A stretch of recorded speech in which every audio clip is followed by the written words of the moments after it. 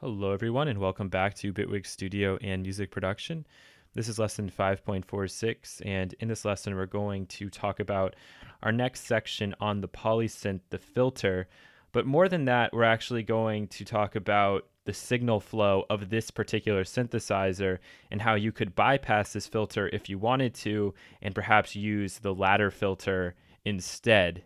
Okay, so this video is actually very important and it lays the groundwork for everything we're going to cover in the next few videos.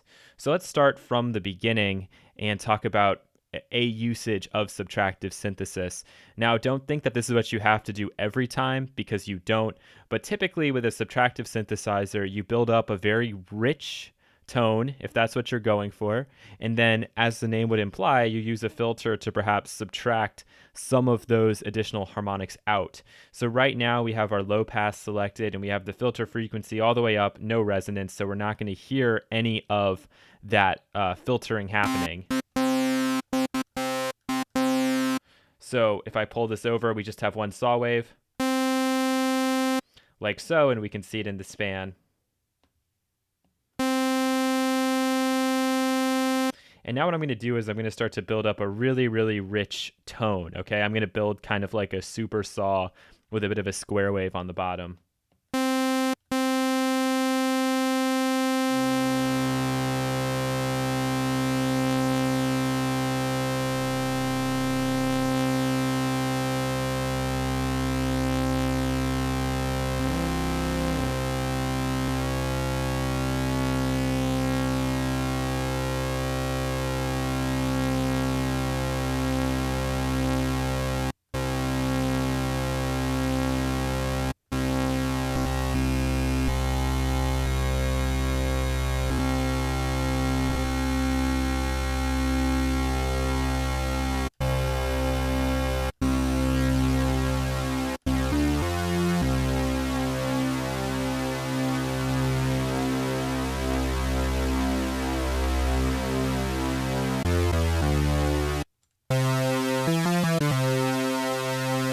All right, so as we can see, that's super, super rich, tons of harmonics. Now, the classic usage of the filter would be to take something like a low pass and get rid of some of those additional harmonics at the top.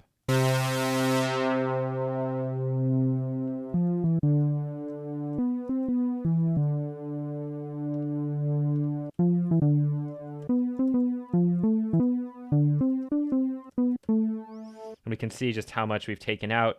Just as a review of the different filter types, we have our low pass, and then we have a low pass that's 4 times as steep. So let's just listen to the difference. So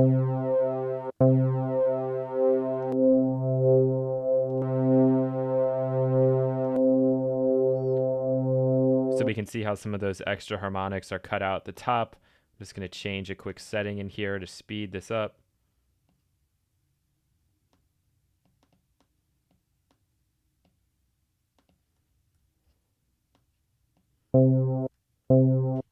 We have our bandpass filter, so that's going to cut off some of the low end, some of the top end, leaving just whatever in the middle based on the frequency we set.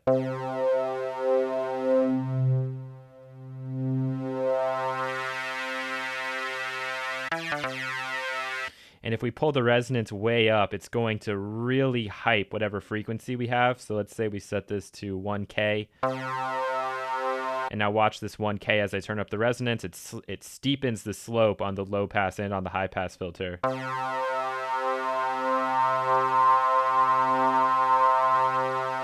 And then we could also go to just a steeper model here of the bandpass.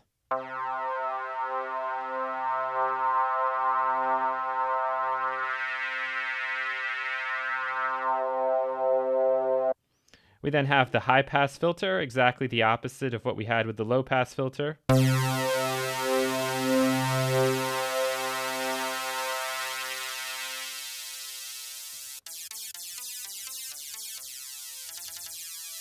Leaving just the high end, and then we can also steepen that up.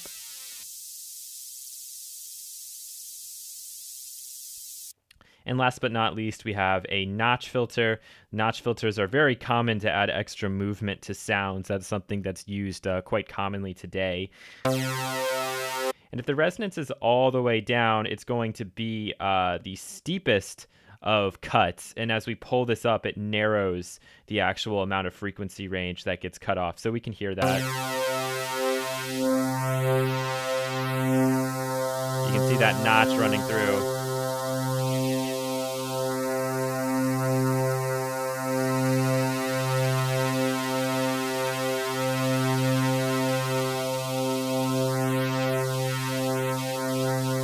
So when the resonance is up really high, you actually can't even hear anything. It becomes too narrow.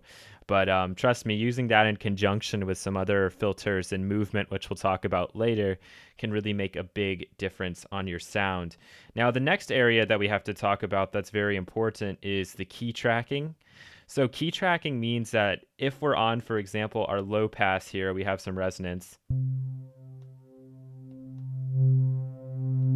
As I play my way up the spectrum right now, the key tracking isn't enabled. So the sound is going to become duller and duller as we go up higher and higher on the keyboard because we're approaching where that cutoff is. This will be more noticeable with the ×4.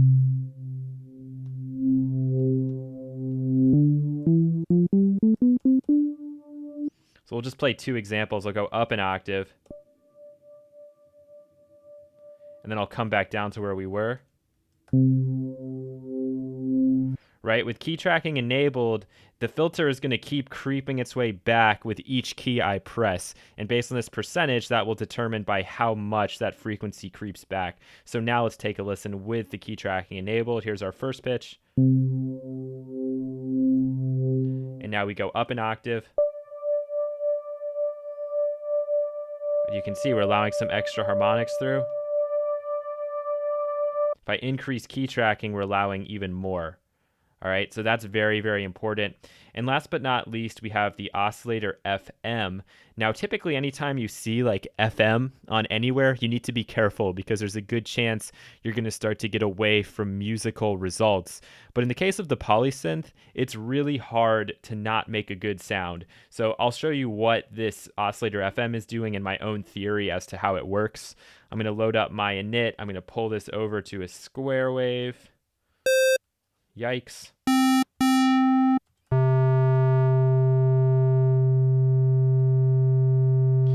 Okay, so we have our square. Now as I increase Oscillator FM, what it's doing is it's applying audio rate modulation to the filter frequency cutoff point at a particular ratio to the note that's being played. And I think it's at like a 2-to-1 ratio. Because if I play this back and increase Oscillator FM, we're seeing that we're getting some new harmonics. And those harmonics are popping up at very pleasant and musical locations. They're actually popping up at that even mark. Okay, so we talk about even and odd harmonics. We're adding in some even harmonics here. And we're going from a square wave to what sounds like a sawtooth wave. And the nice thing is, as you can hear, that key tracks up with us. So if I play a C down here, then I play a G, right? We're having that exact same effect. So you can crank this knob up however much you want, and it's still going to sound very, very musical. Okay, so that's my basics to the filter as it sits here inside of the Polysynth. Now, I ran a little bit of an experiment because one thing that you know when we have Bitwig is that inside of this effects tab, we could drop in, say, a ladder filter. Okay, and if I set this filter up so we just bypass, I'm now using and can use the ladder filter. I'm just going to turn off these other modulators inside of this filter, and we can get some different sounds.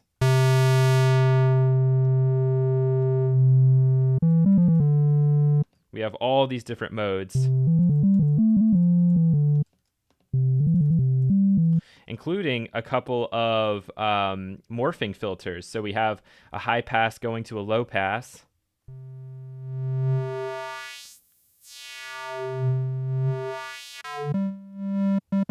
Let's look at the spectrum for that.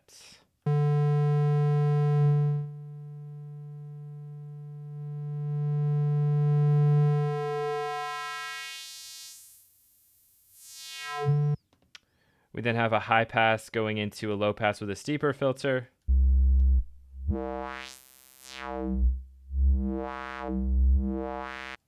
And then we have a high pass going into an even steeper version of the low pass.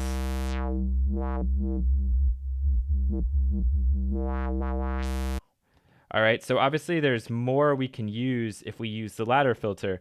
Not only that, but the ladder filter sounds much different, and I'm kind of shocked that they used the basic filter for the polysynth. So if we go into the effects and I pull in the filter here, it is basically identical, and the sound is identical to what you have working inside of the polysynth itself. I thought that there would be a way to switch from the filter to the ladder filter mode, but they don't offer that. The irony is that the ladder filter is actually modeled off of an analog circuit filter, and famously there's a ladder filter in the Mini Moog, and that filter is just designed a little bit differently from these classic digital filters that work perfectly. So if I pull my cutoff back, I can guarantee that I'm cutting at 409 with a very steep slope. With a ladder filter, it actually will allow some musical harmonics to creep through, giving the filter a very characteristic warm sound. Okay, and a lot of people absolutely are obsessed with like ladder filters, especially in hardware. So I went ahead and ran a bit of a test for you guys. I have a bunch of different waves all going through variations of filters at the exact same settings. Okay, so the first one, we're going through the built-in filter. Then we're using the exact same settings with the filter in the effects. They're going to sound pretty much identical. We then go into the 4x filter, so the built-in filter here, followed by going through the ladder filter at mode 2, the ladder filter at pole 3, and the ladder filter at pole 4, and we can hear those differences now. All right, so you're going to hear quite a wide range of sounds we got with a variety of low-pass filters. So let's play that back.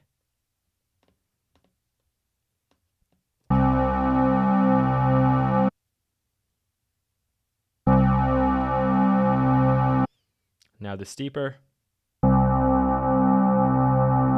Okay, and now let's actually play these two back to back. Okay, so this is the filter followed by the ladder filter with the exact same settings. And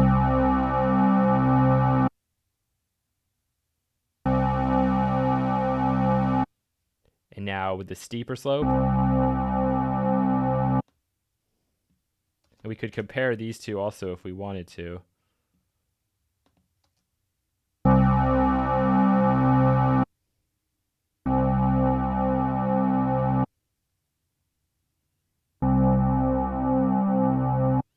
So what I'm hoping you're gathering from that is that there's a whole lot of variety that we can get if we're just even using a different type of filter.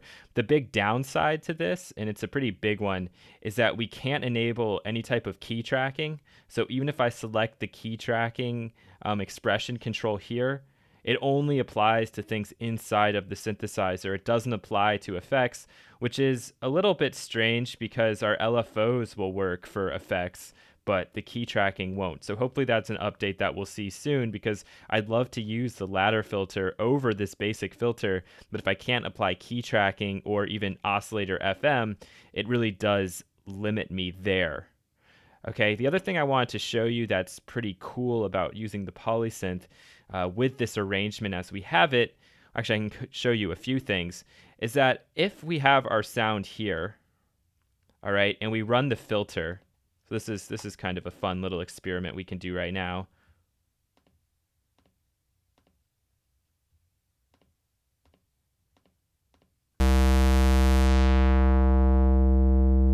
All right, if I filter something out and then I add in an effect, it's occurring after the filter, so post-filter. So I could put a distortion on here, and the harmonics from the distortion will go above 340 hertz, and we can hear that pretty easily if I drop a distortion in here and very quickly set this up for you guys. Go to that mode.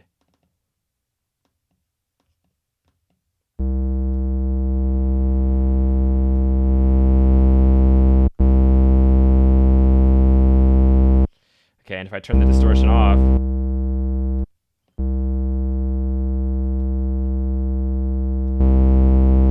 you can see how big of a difference that makes to the frequency spectrum, and I'm sure you know where I'm going with this. Now, let's say that I want to add my filter after the distortion, and we use those similar settings of something in the 300 range.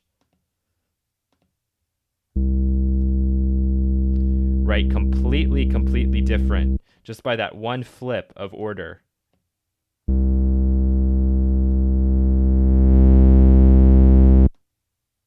Why'd that change mode on me?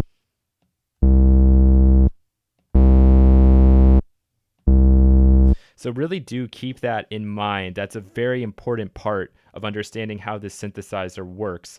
Because, for example, if you want to add in distortion or any other effects pre-filter, you need to have a filter at the end controlling the sound that you've come up with. In comparison to if you have a sound that you really like and you don't mind adding an extra to the harmonic series post-filter, that's totally fine and you can continue to work things as they are. Last but not least, another really cool usage of the Polysynth and being able to include effects after the fact is that if we drop something in like an instrument layer, and we have identical settings for the amplifier envelope, and really you don't have to have identical settings, I just do in this example, we can dial up like a really crazy super saw here. So let's go ahead and try to do this.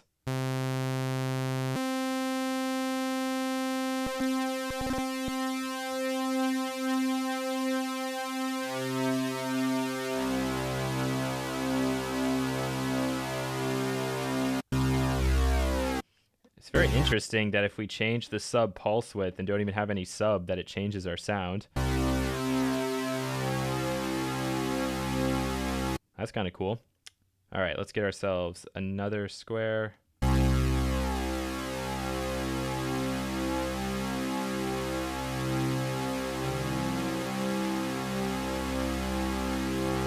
So in this, you're also learning how to build a crazy big super saw if you ever want to know how to do it. It's obviously very easy.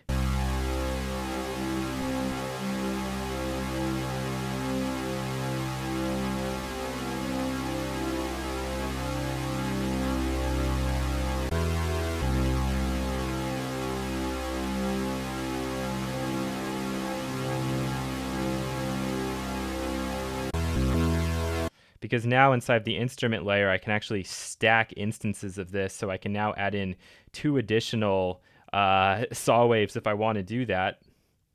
So let's solo this one, and we'll put these at different ranges.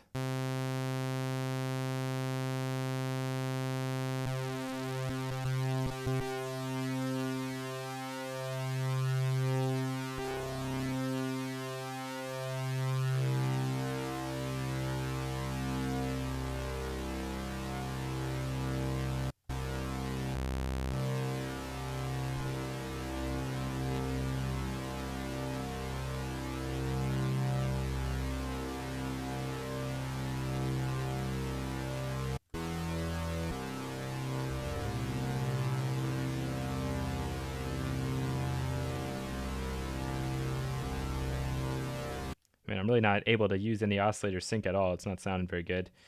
All right, but now if I combine these together,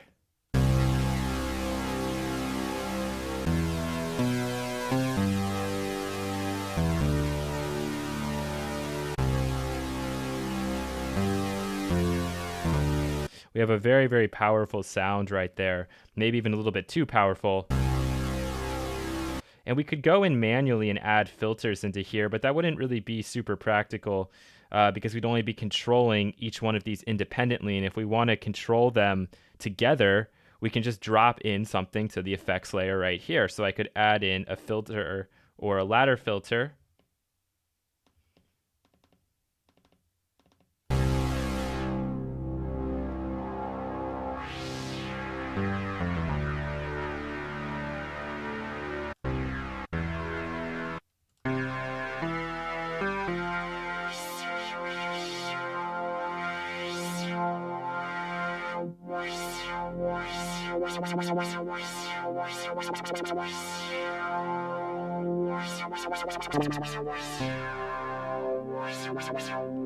And Eureka, check that out. So really cool that you have the ability to do this in this particular program. Again, you can actually take that in a whole number of different directions because you could actually apply different amplitude envelopes. You could add individual filters to each of these, have those move differently, and then put a cherry on top and control everything from an additional filter. The sky's the limit with this program, and this is another good example of that. So I know we covered a lot of different things here with the filter, but it's very important for what we're going to be covering as we move forward. Hope this has been helpful for you guys, and if you need to, feel free to review it and ask any additional questions you may have.